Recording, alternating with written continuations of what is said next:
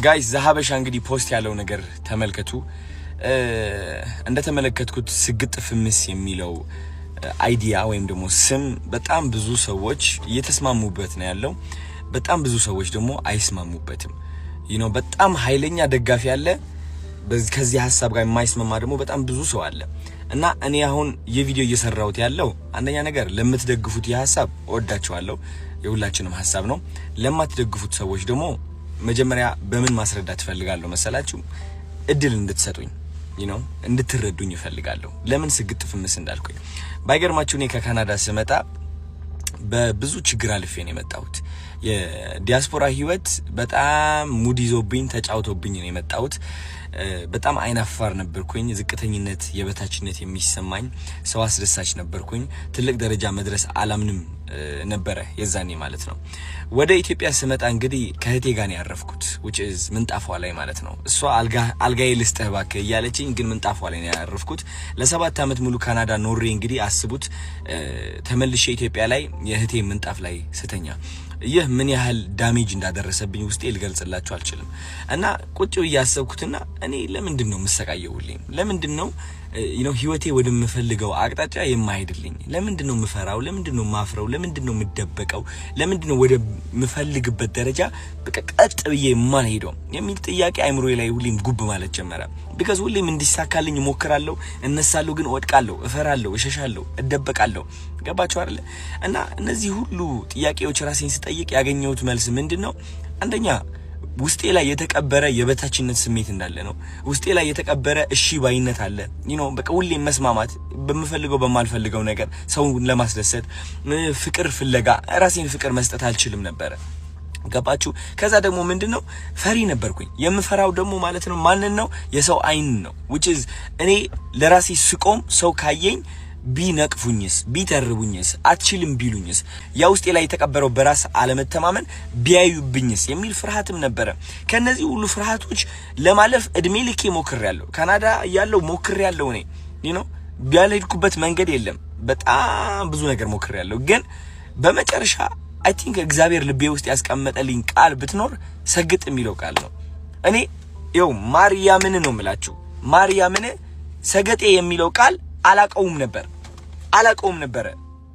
በማርያም ስም እየማልኩኝ ነው ያለሁት። አላቀውም፣ አንብቤው አላቅም፣ ከየት አባቱ እንደመጣ አላቅም። ይሄ ቃል ትርጉሙን ስለማላቀው ነው ደፍሬ የተናገርኩት ብዬ አስባለሁ። ግን ሰገጤ የሚለው ቃል ልቤ ላይ አረፈ። ከዛ ሰግጥ ብዬ ቪዲዮ ለቀቅኩኝ። ይህ ቃል ምን ያህል ኃይል እንዳለው አላወቅኩኝም። ምን ያህል ሰዎች እንደሚቀሰቅስና እንደሚያነቃቃ አላወቅኩኝም። ግን እቺ ቃል ምን አረገችኝ መሰላችሁ? የውስጤ ፍርሃት ሸፈነችው፣ አሸነፈችው። የውስጤ በራስ አለመተማመን አሸነፈችው። እቺ ቃል ምንድነች? ከየት ነው የመጣችው? ማን ነው የሰጠኝ? ለካ ሰገጤ ማለት አይ ቲንክ ፋራ ነው መሰለኝ።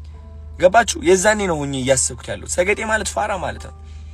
ከዛ ይህ ቃል በመጠቀሜ ምክንያት በጣም ብዙ ሰዎች አዲስ የሆነ ብሬክ ትሩ ይባላል፣ አዲስ የሆነ አስተሳሰብ መገንባት እየጀመሩ እንደሆነ ተመለከትኩኝ። which is አይናፋር የነበረው ደፋር መሆን ጀመረ።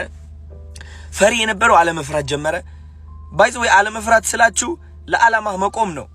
አንዳንድ ሰዎች ለዓላማቸው መቆም አይችሉም። የሚፈሩት ተረባን ነው። ባይ ዘ ወይ ኦኬ፣ የሚፈሩት ተረባን ነው። ኦኬ፣ እሱ ነገር እቺ ቃል ይህ ሁሉ ነገር እየቀየረ እንደሆነ ታዘቡ። ከዛ እነዚህ ሁሉ ሰዎች ሲቀየሩ ሳይ እኔም ለራሱ ማስተንተን ጀመርኩኝ። ይህ ሰግጥ የሚለው ነገር ምንድነው? ምን ያህል ኃይል ቢኖረው ነው የሰው አይምሮ እንደዚህ እየቀየረ ያለው? ለካስ እንደ አንድ ኢትዮጵያ በጣም የሚያጠቃን ነገር ምንድነው? ዩሊንታ ነው። ዩሊንታ በጣም ያጠቃናል። ጎረቤቴ ምን ይለኛል የሚለው አስተሳሰብ በጣም ያጠቃናል። እድሜ ልካችን ሰነፍ እንደሆን ከተነገርን ወይም ደግሞ አይናፋር እኮ ነው ልጄ እንትን እኮ ነው እየተባልን አድገን እዚህ ደረጃ ደርሰን ያ ማንነት ተቀርጾ ያድጋል። አይናፋር ነኝ እኔ በራሴ አልተማመንም ያን ያህል ቆንጆ አይደለም የሚለው ማንነት ተቀርጾ ያድግና እዚህ እድሜ ላይ ስንደርስ ተደምድሞ እውነታችን ሆኖ እናገኘዋለን። አንፈልገውም እኮ። ገባችሁ? ከዚህ ማንነት የምንወጣበት መንገድ ምንድነው? መሰገጥ ነው። በመሰገጥ ነው፣ በመስራት ነው። መሰገጥ ስላችሁ እያወቀው እያለ እድሜ ልክህ እኮ ፈሪ እንደሆንክ ታውቀዋለህ። እድሜ ልክህ አይናፋር እንደሆንክ ታውቀዋለህ። እድሜ ልክህ ቆንጆ አይደለሁኝም ብለህ አስበህ የኖርክ ሰው እንደሆንክ ታውቀዋለህ እኮ። ግን ለነዚህ መጥፎ ሐሳቦች ትሰግጥባቸዋለህ። በቃ አትሰማቸውም ነው በቃ። ገባችሁ? አትሰማቸውም።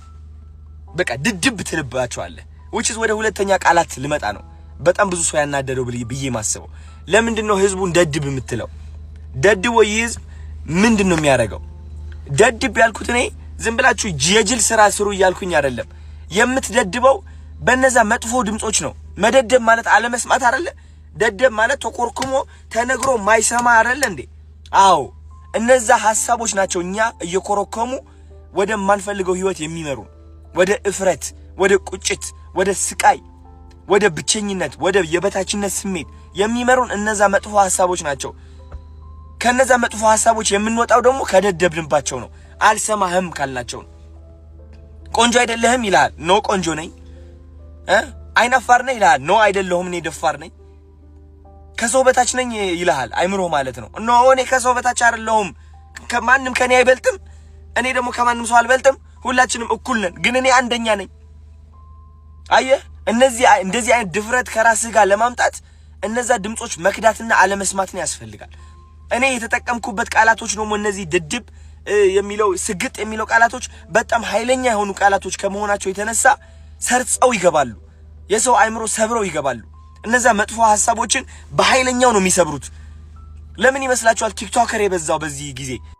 it's because እነዛ መጥፎ ሐሳቦች እስካሁን እያሰሩት ነበረ።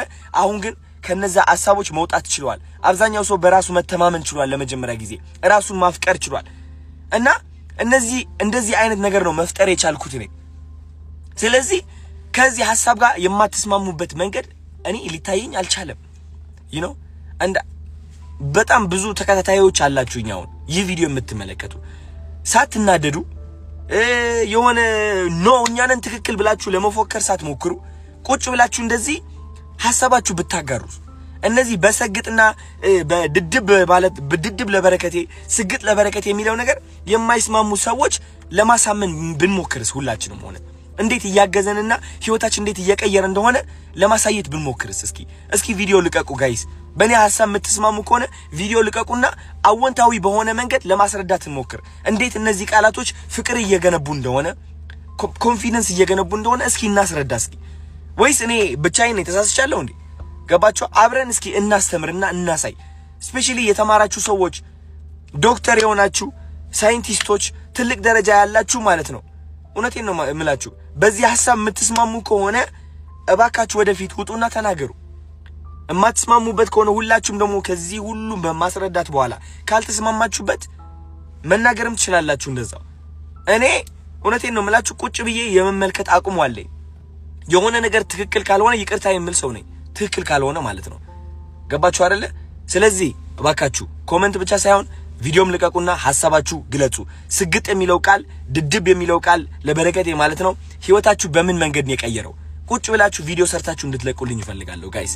እናስረዳ እንዴት እየተቀየርን እንደሆነ፣ እንዴት ወጣቱ እየተቀየረ እንደሆነ። የበለጠ ነገር እየተፈጠረ ነው ያለው። ፍቅር ነው እየተፈጠረ ያለው። እኔ ደግሞ ልንገራችሁ ከፍቅር ውጪ ምንም አልፈልግም። እኔ ፍቅር ነው የምፈልገው። ዳስት እኔ በጣም ሰላም የምወድ ሰው ነኝ። በጣም እኔ ልንገራችሁ እኔ ከምን ጋር ነው ፍቅር የያዘኝ? ከተፈጥሮ ጋር ፍቅር ይዞኛል። ከእግዚአብሔር ጋር ፍቅር ይዞኛል። እግዚአብሔር ከዛ ውጪ ምንም የለኝም። እኔ ምንም ያዝኩት ሐሳብም የለም።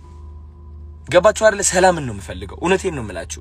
እና እናንተም የኔ ተከታታዮች እንደዛ እንድትፈልጉ ነው የምፈልገው። በቃ እኔ ለፍቅር እንድትቆሙ፣ ለኮንፊደንሳችሁ እንድትቆሙ፣ ክሪኤቲቪቲ ኢንተርናሽናል እንድንሆን ኢትዮጵያ እንደ ኢትዮጵያ ማለት ነው ይዘን ወደ አፍሪካ፣ ከአፍሪካ ደግሞ ወደ ውጭ ሀገር ታለንትድ የሆኑ ሰዎች እንዲወጡ ነው አላማዬ።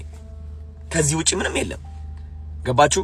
እና እግዚአብሔር ይመስገን ሁሉም ነገር እየተቀየረ ነው ያለው። ሐሳባችሁ ስጡበት። ወዳችኋለሁ። ቴንክ ዩ